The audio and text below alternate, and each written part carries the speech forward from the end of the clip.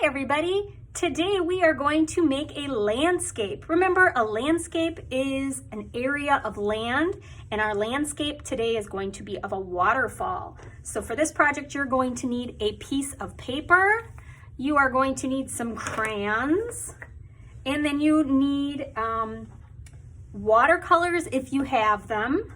And obviously if you have watercolors, you will also need some water and a paintbrush. But if you don't have watercolors, you can use markers. Remember the trick that I showed you of making your markers into watercolor by putting them on a plastic bag? You could do that, or just use markers alone. This project is going to be multimedia. That means two different types of media, two different types of materials. One of those is going to be crayons.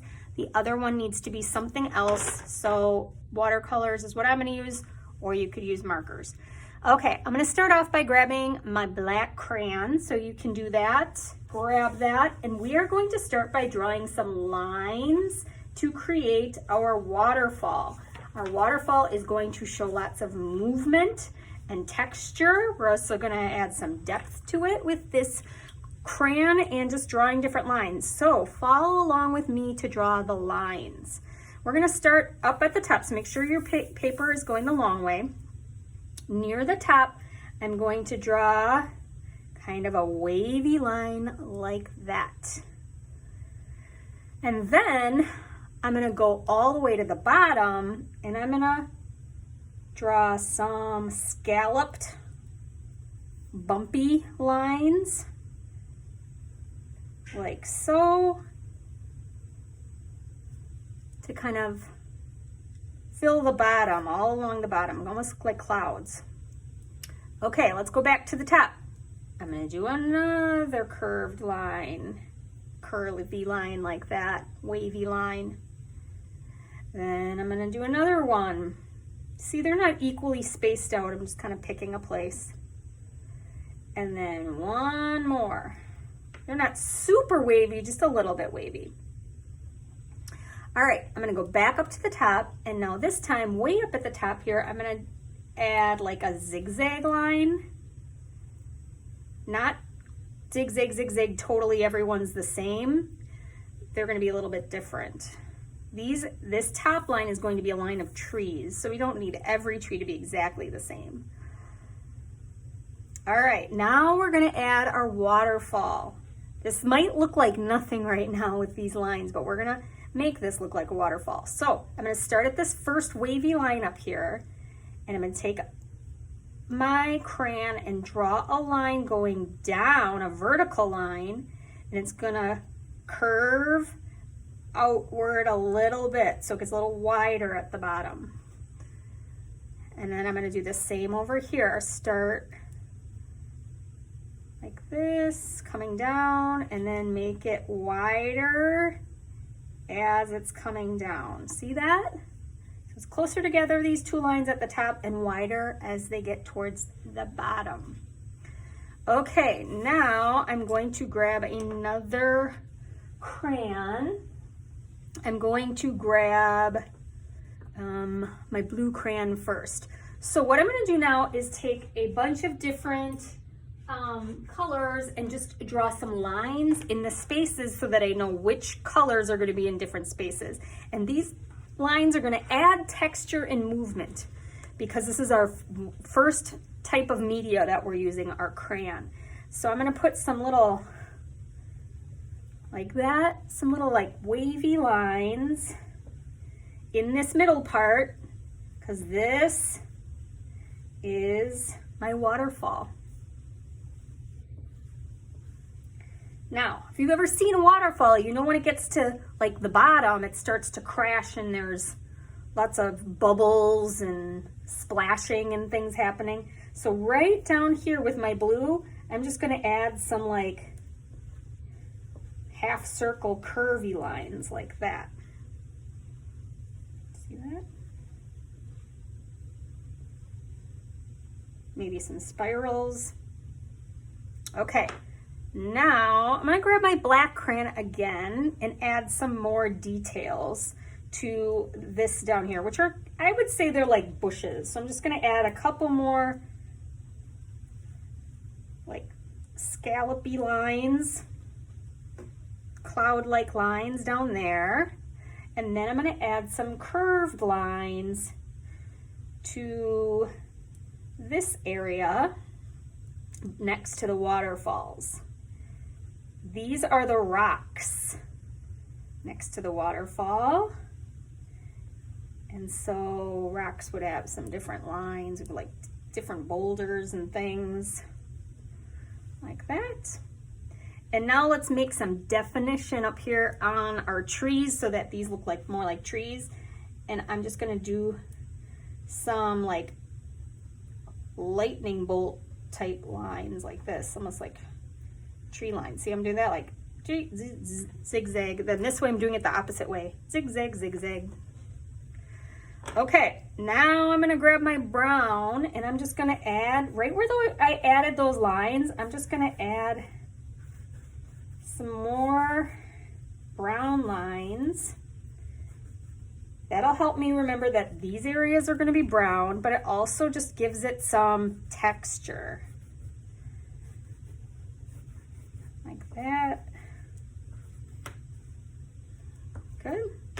Let's grab green next. I'm gonna go up to the trees, just where I wrote those, made those lines, and I'm gonna do the same thing with my green crayon.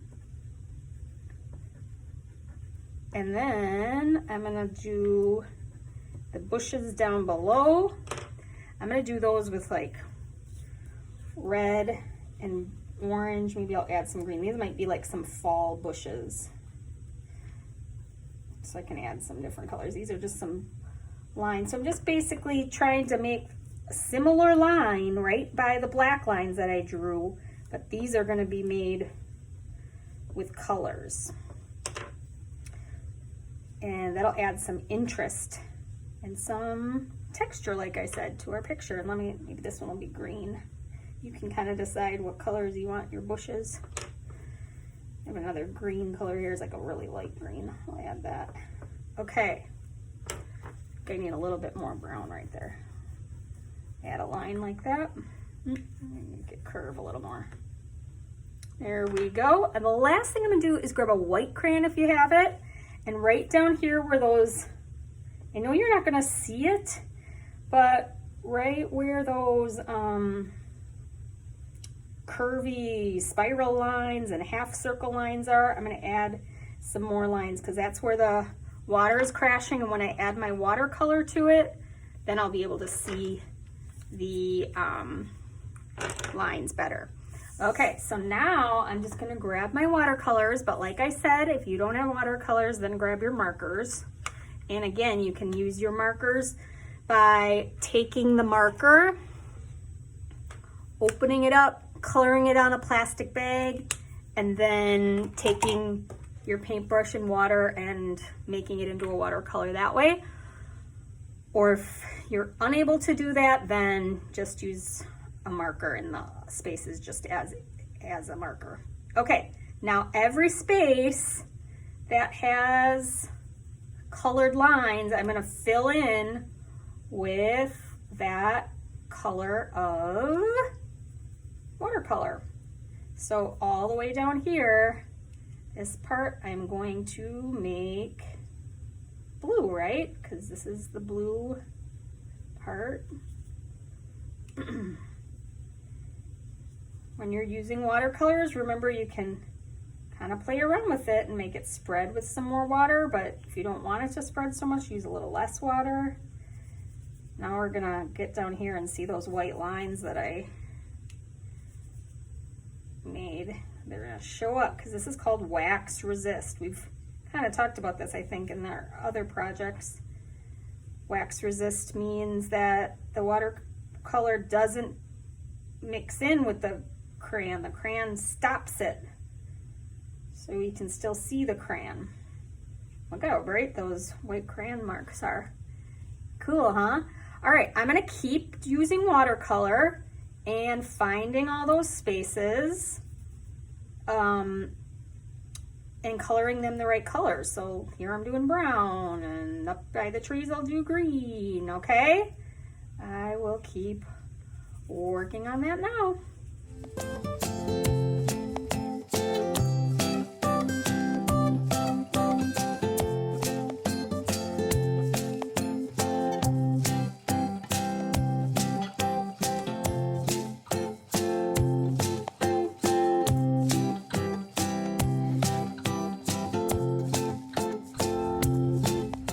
Okay, I am almost done. As you can see, I have one little bush down here that's not completed, and that's because I just wanted to quick show you how you can do some color mixing with your watercolors.